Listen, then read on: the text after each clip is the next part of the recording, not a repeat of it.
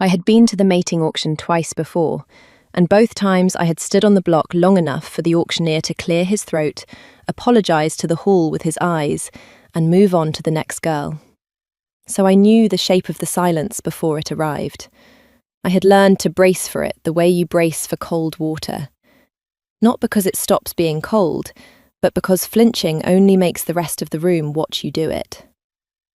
I was 23, a woman grown by every pack law that had ever been read aloud over my head, and old enough to know that the law and the room rarely agreed on what a woman was worth. The law said I could be bid on. The room had already decided I would not be.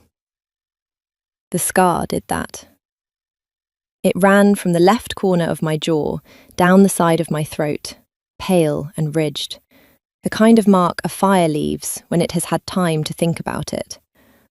I had stopped covering it years ago. Covering it had only ever made people more curious about what was underneath. And what was underneath was worse in their imagining than in the cold light of the auction hall, where 100 candles found it and held it up for everyone to see. The hall was the great receiving room of the Iron Court, and it had been built to make small people feel smaller. Black stone, a ceiling lost in smoke and shadow, iron sconces shaped like reaching hands. At the far end, raised on a dais, sat the wolf throne, and on it, the Alpha King. I had never seen him before that night. Few of us had. He did not come down among the packs. He ruled the Iron Territories the way winter rules the north, which is to say, completely and from a distance, and without ever once explaining himself. He was not what the stories had made him.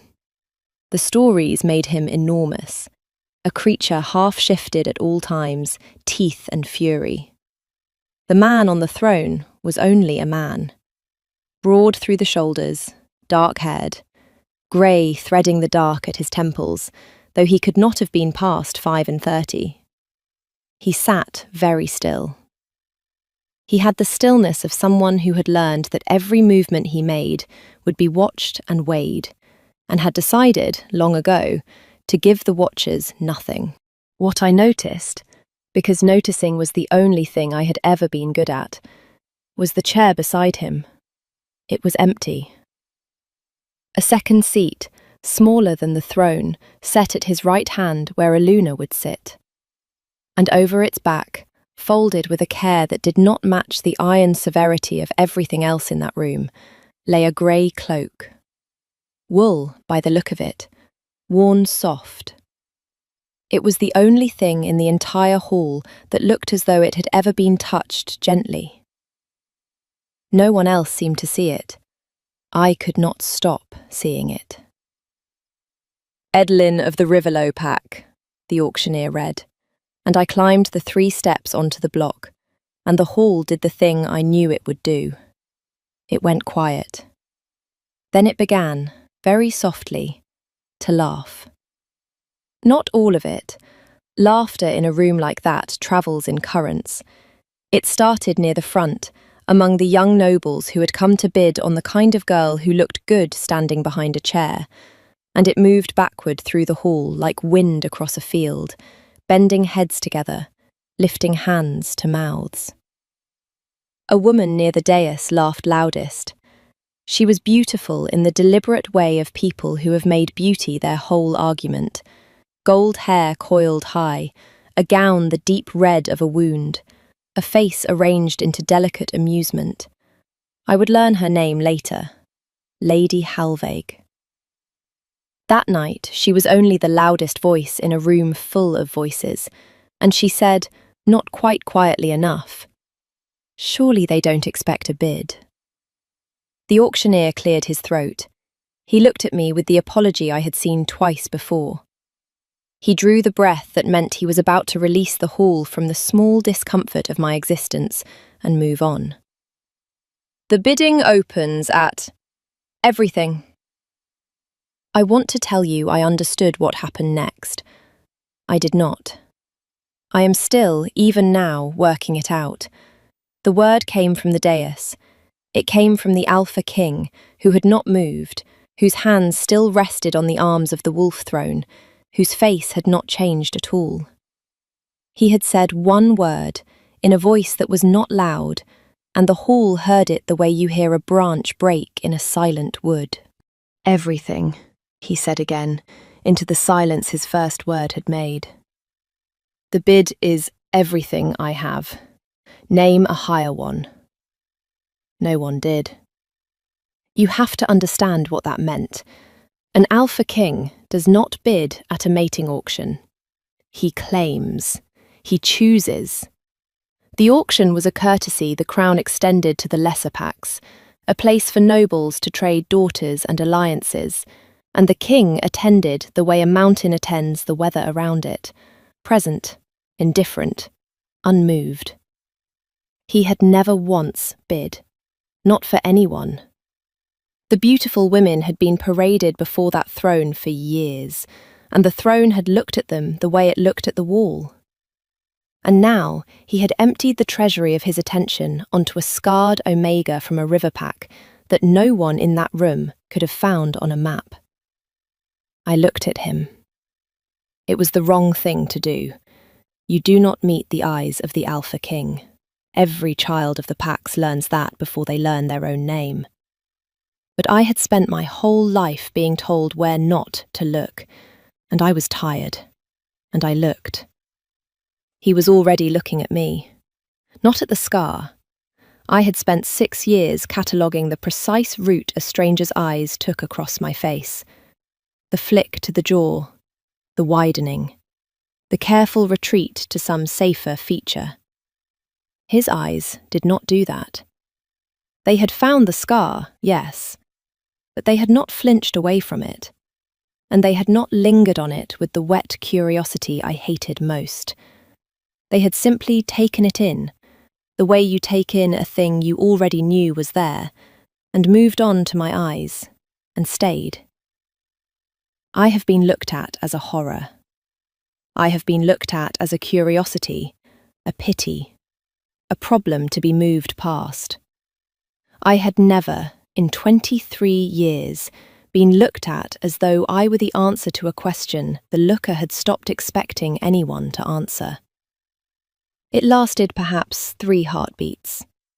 Then Lady Halvaig rose from her seat in a rustle of wine-dark silk and said, in a voice pitched to carry, "My king, the law requires the bid be verified. A girl of unknown blood cannot simply be claimed. The packs will want assurance she is what she says." And the Alpha King turned his head, slowly, and looked at her the way the throne had always looked at the wall. "Then verify her," he said. "Edelyn of Riverlow comes to the Iron Court. She will be examined by the Crown's own and proven free. Until then, she is under my protection, and the protection of the Crown is not a thing I extend twice." He stood. The whole hall moved, 100 people remembering at once to lower their eyes. "The auction is closed." He came down the steps of the dais. He did not come toward me. He crossed to the small chair at his right hand, and for one moment, before a servant swept forward to gather it, he laid his hand flat on the folded grey cloak draped over its back. Then he was gone through a door behind the throne, and I was standing on the block in a silent hall, and I had no idea, none at all, what had just been bought, or who, or why. I did not sleep that first night in the Iron Court. They gave me a room with a window and a fire and a bed wide enough for 3 of me, and I sat in the chair by the fire until the candle guttered, turning the evening over and over like a stone I was trying to read in the dark. Why me? The question had no flaw to it. I fell through every answer I tried to stand on. Not beauty. Lady Halvaig had been 3 paces away, gold and unmarked. Not blood. I was Riverpack, low and landless. Not pity. I knew pity. I had been raised on it, and what I had seen in his face was not pity. Pity looks away. He had not looked away. If you are still with me, stay a little longer. I promise you the part that comes next is the part I have never been able to explain to anyone, including myself. And if these scattered nights of mine are worth anything to you, you might consider walking the rest of the road with me. I will tell it as true as I can. In the morning, a steward came. He was old, narrow, dry as a reed, and his name was Osric, and he became, though neither of us would have admitted it for weeks, the first friend I made in that place. "The king has instructed that you are to have the freedom of the keep," Osric said, in the tone of a man reading something he privately found absurd. "The library, the gardens, the kitchens, should you wish them. You are not a prisoner." "Then I can leave," I said. He paused. "You can," he allowed. The king was specific. "If you wish to go, a horse and an escort to Riverlow will be provided, and the bid stands forfeit, and no word of reproach will follow you." He looked at me then, properly, and something behind the dryness shifted. "He wished you to know that first, before anything else, that the door is open." I thought about the empty chair, the cloak, the hand laid flat on the wool. "I'll stay," I said, "for now." I did not see the king for 4 days. I saw the shape of him everywhere, in the way the servants moved, the way the court arranged itself around an absence, the way a question would rise in a corridor and die the moment his name entered it. That the man himself stayed behind whatever doors he kept, and I was left to wander a fortress built to make me feel small, refusing, on principle, to feel it. I found the library on the second day. It was the warmest room in the keep, which surprised me. I had expected the cold austerity of the rest, and instead found a low-ceilinged room thick with the smell of old leather and beeswax, a fire kept high, deep chairs worn at the arms. Someone used this room. Someone had made it the one place in that iron house where a body could be at ease. I found the cloak on the third day. It was not in the library. It was in a small side chamber off the great hall, a room with a single chair and a single table, and on the table, a branch of candles always kept lit, and over the chair, the grey wool cloak I had seen at the auction. Up close it was older than I had thought, the hem worn to threads in places, mended once by a hand that had cared more for the keeping than the craft. A woman's cloak, too small for him. I did not touch it, but I stood in the doorway a long while, and I understood that I was standing in the one room in that fortress that meant something, and that I had not been told it existed, and that some part of the king had wanted me to find it on my own, or had not thought to forbid it because he had stopped imagining anyone would come this far down this particular corridor. "That room is not for you." I turned. Lady Halvaig stood at the end of the corridor, gold and unhurried, and the delicate amusement of the auction was gone from her face. What was underneath it was older and colder, and far more interesting. "I wasn't aware any room here was for me," I said. "I was told I had the freedom of the keep." "You were told a great many things, I imagine." She came closer, and the smell of her perfume arrived before she did, something heavy and expensive. "Do you know whose cloak that is?" "No, of course you don't. He didn't tell you. He doesn't tell anyone." She tilted her head. "He hasn't said her name in 9 years. Not once. Not to the council, not to the priests, not to me.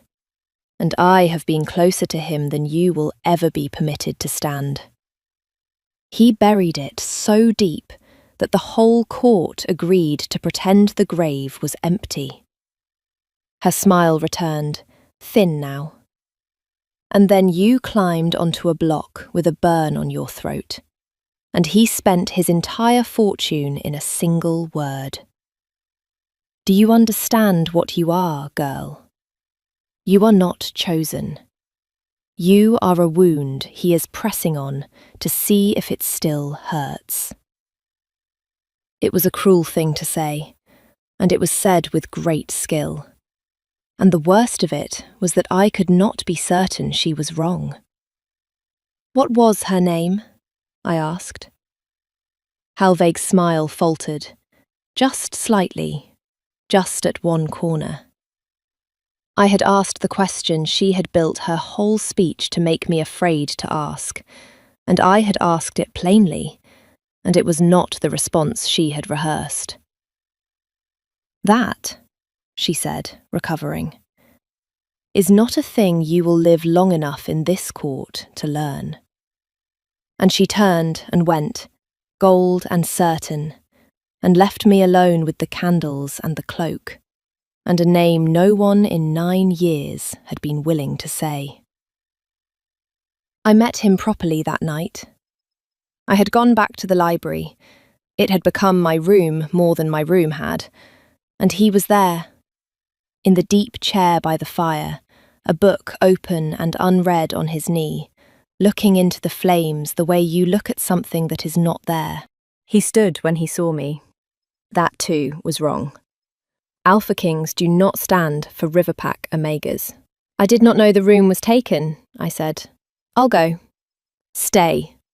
It came out fast, before he had decided to say it. I watched it happen, watched the word leave him a half beat ahead of his own intention, and watched him absorb the fact that he had said it. He gestured, awkwardly, at the other chair. You like this room?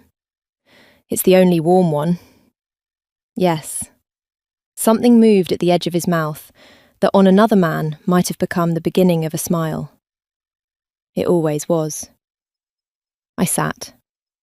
For a while neither of us spoke, and the fire did the work that fires do, and I found that the silence between us was not the bracing silence of the auction hall. It was a silence with room in it. You're wondering why, he said at last to the fire. Everyone's told me their version. Lady Halvaig was very thorough this afternoon. His hand tightened on the arm of the chair. What did she tell you? That I'm a wound you're pressing on to see if it still hurts. I kept my voice level. That you haven't said a certain name in 9 years. That I shouldn't go into the room with the cloak. He was quiet a long moment. When he spoke, his voice had gone very careful, each word set down like a man crossing ice. The cloak belonged to my sister. It was not what I had expected, and he saw that it was not, and something in him eased a fraction at having surprised me. Not a lost mate, he said. Everyone assumes a lost mate. It is a tidier grief, and the court prefers tidy things. He turned the unread book over in his hands. My sister was younger than me.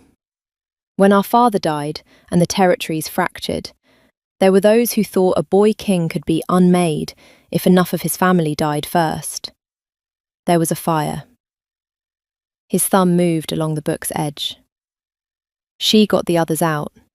3 pups and an old woman, out a window, into the snow. She did not get herself out. By the time I reached the room, there was nothing to reach. I did not say I was sorry. People had said they were sorry to me my whole life, and it had never once helped. I said, instead, the true thing. The scar, I said. My hand rose to my throat before I told it to. You looked at it like you knew it. I have spent 9 years, he said, imagining the marks fire leaves. I did not have to imagine yours. He looked at me then, fully, the way he had in the hall. When the auctioneer called your name, and you climbed onto that block, and the whole room did what that room always does. I did not see a girl to be pitied, or claimed, or proven. I saw someone who had walked out of the thing that took her, and was still standing, and had stopped apologising for being alive to do it. His jaw moved once before he found the rest. I have never managed the not apologising. I thought, perhaps, you might teach me how it is done. I have been looked at as a horror and a curiosity and a problem. He had just told me, in the plainest words anyone had ever used with me, that he had bid everything because I had survived, not despite the scar, because of what it meant that I wore it openly. Her name, I said softly. You don't have to say it, but you should be allowed to. 9 years is a long time to hold your breath. He did not say it, but he looked at me as though I had handed him something he had not known he was permitted to want. And across the warm room, the distance between our 2 chairs felt, for the first time, like a thing that might one day be allowed to close. The court noticed before we did. That is the way of courts. They watch the king the way sailors watch the sky, and they had seen the king come to the library 4 nights running, and they had seen the scarred girl come too, and the arithmetic of it ran through the corridors faster than either of us could have stopped it. Lady Halvaig made her second move on the night of the Frost Court, the great winter gathering, the whole nobility of the Iron Territories packed into the Black Hall, and me at the edge of it in a borrowed gown, trying to take up as little of the world as I could. It happened on the gallery stair. I had gone up to escape the press of the hall, to find a window and a breath of cold air, and the stone of the upper gallery was old, and the stair was steep, and when the hand met my back between my shoulders, it did not press. It shoved, hard, a single committed thrust at the top of a long fall. I have fast hands. 6 years of being the one who catches things in a busy Croft kitchen had given me that, if nothing else. My hand found the iron rail and closed on it, and the cold bit and the wrench of my whole weight coming up short tore something in my shoulder, but I did not go down the stair. I hung there, both hands locked on the rail, heart slamming, and when I got my feet back under me and turned, the gallery was empty except for the trailing edge of a wine-dark gown vanishing through a far door. I did not cry out. I want you to know that. I stood on that stair with a wrenched shoulder and a heart trying to climb out of my throat, and I made myself breathe, and I made myself think. And the thought I had was very clear and very cold. She will say I fell. She will say the scarred girl was clumsy on the stairs, and the court will believe it, because the court would rather believe anything than that one of its own had tried to commit murder over a man's attention. So I did not give her a fool to point to. I went back down into the hall. I walked the length of it with my wrenched shoulder held straight and my chin level, and the borrowed gown unmarked. And I went to where the king stood among his council, and into a lull in the talk I said, clearly enough for the nearest dozen to hear, "My king, someone has just tried to put me down the gallery stair, a hand in my back, at the top. I'd have gone the whole way if I were any slower." I held his eyes. I thought you should hear it from me, standing up, rather than from someone else, lying down. The hall went silent, the way it had gone silent at the auction, and the king, who had not in 9 years raised his voice in that hall, who ruled by stillness and distance, went, very quietly, very completely still, in a different way. The kind of stillness that comes before, not after. "Who was near her on the stair?" he said. Not loud. It did not need to be. No one answered, but 100 faces turned, the way faces do, toward the one face that had gone the particular shade of white that guilt goes, and Lady Halvaig stood among the council in her wine-dark gown, and for one instant before she rearranged it, her face told the whole room the truth. "She fell," Halvaig said, The girl is unsteady. Everyone has seen. She is standing, the king said, in front of all of you. Does she look unsteady? He let that sit. You will be confined to your apartments until the Crown's justice has heard this. If she had gone down that stair, Lady Halvaig, I would be holding a different kind of court tonight, and you would not enjoy your place in it. It should have ended there. It did not. Because I had made an error, and the error was thinking the danger was a person, when the danger was a man's 9 years of held breath, and what it would cost to let it out. He came to me after, in the small room with the candles and the cloak. I had gone there without deciding to. My feet had simply taken me.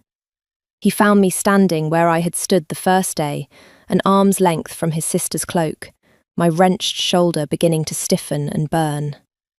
You're hurt, he said. I've been hurt worse. I'm still standing. Yes. He came into the room, and for a moment he looked not at me, but at the cloak, and I watched the held breath of 9 years rise up in him all at once, the way grief does when something cracks the seal on it. I should send you back to Riverlow, he said, and his voice had gone rough. Tonight, with the horse and the escort and the open door. Halvaig is one of a dozen. They will not stop. I bid everything for you, and the only thing I have actually done is paint a mark on your back for every ambitious house in these territories to aim at. I cannot. His hand had risen toward the cloak and stopped, shaking in the air above it. I could not get her out of that room. I will not stand in another one and fail to get someone out. And there it was, the cost. Not a curse, not magic, just a man who had decided that the safest thing he could do for the people he loved was to let them go before grief could find them, and who was about to do it to me, gently, for my own good, while it tore the heart out of both of us. I could have let him. The open door had been open the whole time. I could have taken the horse and gone back to the Croft kitchen and the laughter I knew the shape of, and been safe, and been small, and spent the rest of my life knowing I had been looked at once as though I were the answer, and had run from the question. Instead, I did the thing that cost me. I crossed the room. He flinched, as though my coming toward him were the dangerous thing, and I took up his sister's cloak from the back of the chair. The pin that held it folded was old iron, worn to a point at one edge, and when my hand closed hard around the wool, it bit into my palm, and I let it, and I held the cloak out between us. Say her name, I said. Edelyn. You got 3 pups and an old woman out a window into the snow. The iron pin had broken my skin. I felt the warmth of it against my fingers and did not loosen my grip. She didn't fail to get out. She chose. She spent herself getting 4 people through a window because that was the last thing she could do. And you have spent 9 years calling her choice your failure. And you have never once said her name out loud, because saying it would mean she was real and not just the wound you keep pressing. My own voice cracked. I let it. I am not going back to Riverlow. I am not a mark on your back. I am standing in front of you with your sister's cloak in my bleeding hand, telling you that you do not get to give me away to keep me safe. Now say her name. Say it. I'll be standing right here when you do. He looked at the cloak. He looked at my hand closed bloody around it. He looked at me. And the held breath of 9 years went out of him, and he said, in a voice I had to lean in to hear, a name. A small, plain, ordinary name, the kind a younger sister has. He said it once, and then he said it again, steadier, and the second time it did not break him. It set something down. I saw it leave his shoulders. I saw 9 years of a man holding a door shut against his own grief finally, carefully, let the door swing open, and find that what was behind it was not a fire, but a girl who had loved him enough to climb out a window last. He did not reach for me. He reached for the cloak, our hands together on the worn grey wool, my blood on the iron pin, his grief finally with a name to wear. And we stood there a long time, the two of us, holding the one soft thing in that iron house between us, and letting it be held. The kiss came later, and it was not the point, and I will only tell you that when it came, it felt less like a beginning than like the moment a held breath is finally, fully released. That everything in me that had braced for the cold of being unwanted simply, at last, stopped bracing. Lady Halveg did not see another frost court. The Crown's justice heard the matter, and the gallery stair had been seen after all, by old Osric, who had a steward's habit of being unregarded in corners, and who testified in his dry reed of a voice that he had watched Lady Halveg set her hand between my shoulders and push. She was stripped of her lands and her title, and sent north past the edge of the Iron Territories, to a cold holding where ambition has nothing to climb, and the dozen houses who had thought to aim at the mark on my back watched her go and quietly found other plans. The verification the law required was done, and I was proven free, and the matter of a river pack Omega standing where a Luna stands was settled by the simple fact that the Alpha King had, for the first time in the memory of anyone living, looked at his court and dared it to object. The court, having seen what stillness in him meant, did not. We were claimed in the spring. I will not pretend the whole of the Iron Territories rejoiced. A court does not turn warm in a single season, and there were houses that smiled at me with their mouths and counted my scar with their eyes for a long while after. But the king placed the lunar circlet on my head himself, in the black hall, in front of all of them, and when he did, he spoke his sister's name aloud as a blessing over the joining. The second time the court had heard it in 9 years.